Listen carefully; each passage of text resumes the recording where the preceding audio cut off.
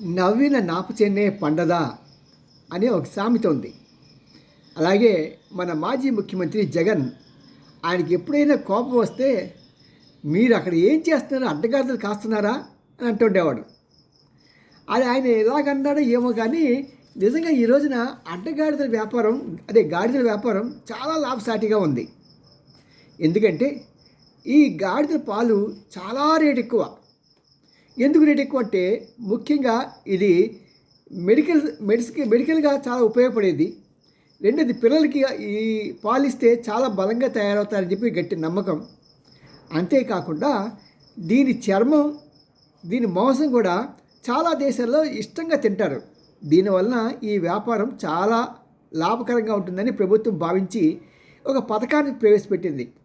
ఆ పథకం ఏంటంటే ఎవరైతే కనీసం ఒక 50 గాడిదలను తీసుకొచ్చి పెంచుతూ ఉంటారో, 50 గాడిదలు ఆడగాడిదలతో పాటు ఒక 5 మగ గాడిదలు ఉండాలి.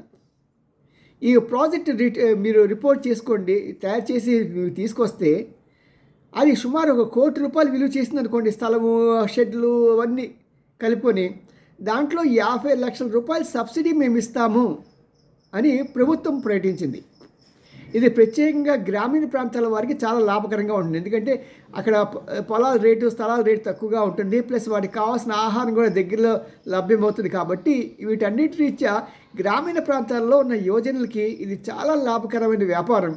రెండవది, ఈరోజు ఎక్కడ చూసినా సరే మనకి సాధారణంగా ఈ విజయనగరం, మచిలీపట్నం అలా కొన్ని ప్రాంతాల్లో ఈ గాడిదలు కనిపిస్తాయి, కానీ మామూలుగా బయట దొరకవు. ఈ రోజున చాలా స్కేర్సిటీ ఐటెం గాడిదలు.